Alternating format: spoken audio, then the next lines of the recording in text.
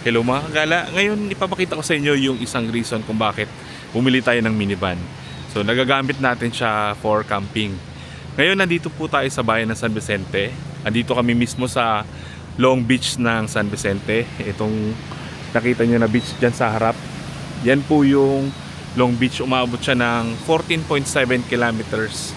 Ganun siya kahaba, pinakamahaba sa buong Pilipinas. So ito yung ating setup. Dito kami natulog, diyan kami nag-camp, diyan yung tent ni Motoride tsaka ni Kuya Rods dito sa area na to. Ako dito natulog. Yan yung maganda sa ating camper van, pwede tayong matulog sa loob. Tapos on the go din, pwede tayong pumunta sa mga destination, sa mga lugar dito sa San Vicente. Tapos pwede tayong mag-stop, magpahinga sa loob. So papakita ko lang yung setup natin. Dito sa front seat, unahin natin yung front seat. So ito yung aking gamit, ito yung pang-vlogging natin. Ito yung bag ko na on the go. Diyan yung camera, drone, tripod natin nandyan din. Tapos dito yung mga damit. Tapos dito rin yung ibang mga electronics natin. Tapos dito naman sa likod, ito yung itsura ng ating camper van. So dito yung mga fire extinguisher, yung ating power station na charge natin sa solar. Tapos dito yung pangluto, butane gas. Andito yung mga pang repair kit natin, first aid kit. Andito rin yung ating pang absorb ng odor. Meron tayong uling. Yan. Ito yung ibang electronics, yung mga cooking set natin, mga eating utensils andito. Tapos ito yung ating pang fishing. May dala rin tayo para pwede tayo mag fishing kasi itong San Vicente ay puro dagat paikot yung kanyang coastline. May dala rin tayong travel rod. Yan. 4 pieces. Bumili tayo ng travel rod para mas madali siyang i-travel. Tapos may case siya, tsaka hindi siya mahaba kasi delikado magdala ng mahabang rod, baka maputol. Yan, dala rin natin yung ating stool.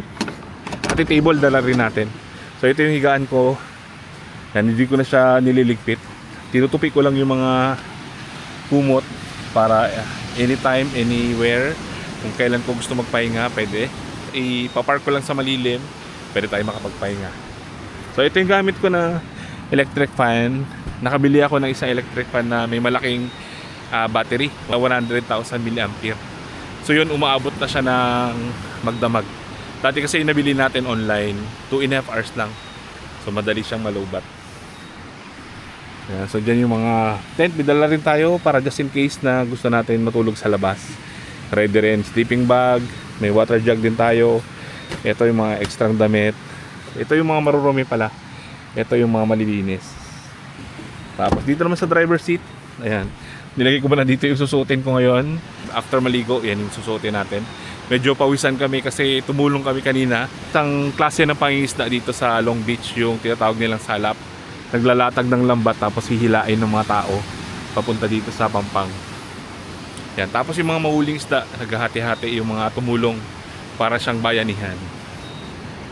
Ayan. So ito yung ating setup. Nandyan yung ating ID para makapasok tayo dun sa mga event. So yan lang, simple lang yung ating setup.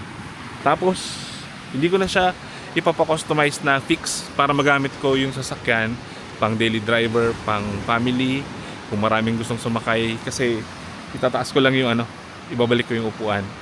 Pero pagka for camping naman or travel, ibababa ko lang siya, tapos no build na yung ating minivan.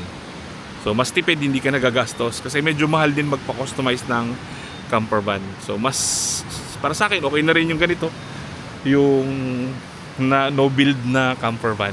Tsaka mas magaan kasi yung iba na nagpapa-custom, kahoy yung ginagamit, merong cabinet, may higaan, so medyo mabigat para sa sasakyan. Pero nakakabawas siya ng 24 kilos kasi itong dalawang folding na upuan, based dun sa kasama natin na nagka-camper din, nasa 24 kilos din yung dalawang upuan. So medyo mabigat din siya. Kahit palagyan natin ng kahoy, halos same pa rin naman. Pero okay na to, okay na sa akin yung ganito kasi mas functional yung unit natin. So hindi lang siya pang camping, pwede rin siya pang daily driver. Tapos yung travel natin nung isang araw, from Puerto Princesa papunta dito sa San Vicente, mga 3 hours din. So medyo mabilis ng konti. Pero pag pasok dito sa papasok na ng San Vicente, medyo dahan-dahan na yung takbo natin kasi kinunan ko yung mga daanan sa papasok dito sa San Vicente.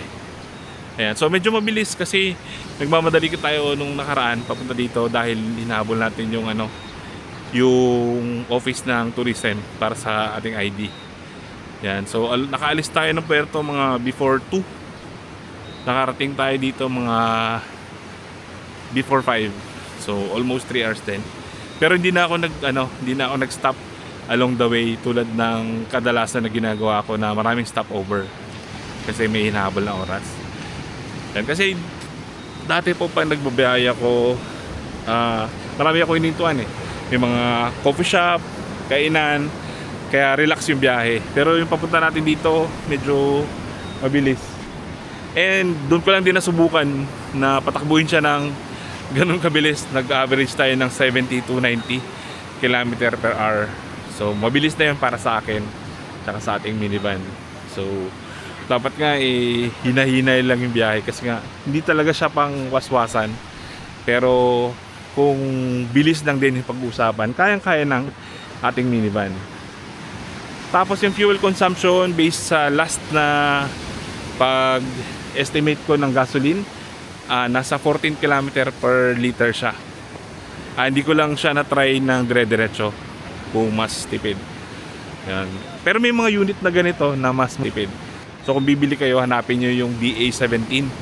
Yung mga DA17B, DA17W, yung mga Triptonic.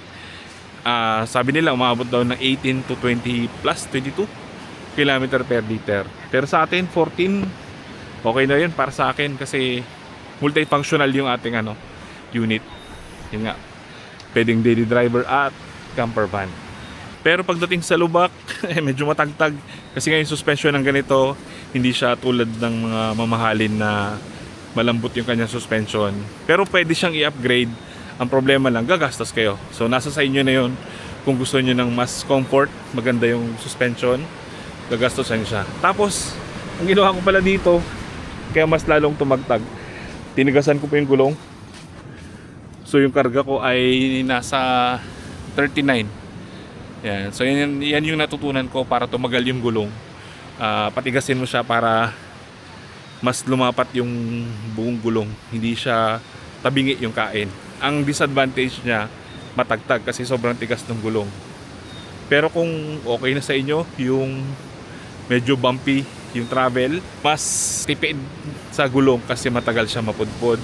Pagdating naman po sa makina, hindi naman siya nag-overheat kahit dire-diretso yung biyahe natin, kahit ilang stopover lang, tapos saglitan lang din.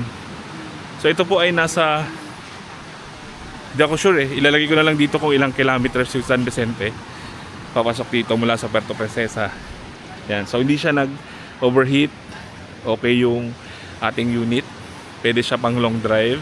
Actually mas malayo pa po yung nabayahin nito nakaraan dun sa El Nido. Pero first time natin dalhin si Bakbak dito sa west ng Palawan, northwest ng Palawan, itong San Vicente. So ngayon meron tayong 1 week para ikutin yung bayan ng San Vicente. Titignan natin yung mga tourist destination dito, ilog, view deck, dagat, beach, at iba pa. So marami tayong papasyalan kasama yung ating minivan. So yan lang po. So sana nakatulong din yung information na binahagi ko sa inyo sa pag-decide niyo na bumili ng minivan. So magagamit niyo siya for camper van. And papakita ko lang sa inyo na mabilisan. Ito yung aming campsite. Dito kami nagstay. Ito rin yung gagawin kong base camp. Yan, meron silang bonfire, may mga duyan doon, lifeguard house, may mga solar lights pa ikot kaya hindi siya madilim. May mga cottage din. Tapos may CCTV, may CR po doon. May tubig. Hiwalay yung shower room tsaka toilet. Tsaka marami. So hindi kayo magpipila-pila. Wala lang silang accommodation na kubo. Kasi hindi nila pinapagamit yung kubo, not for rent. Pero dito ang bayad ay 250 kung may dala kang tent. Tapos kung wala naman, meron din silang tent good for 2. 500 pesos kasama na yung bed sheets. Yan, LNS campsite dito sa New Agutaya, San Vicente, Palawan. So yan lang po. Maraming salamat. Kita-kita sa susunod na adventure. Bye-bye!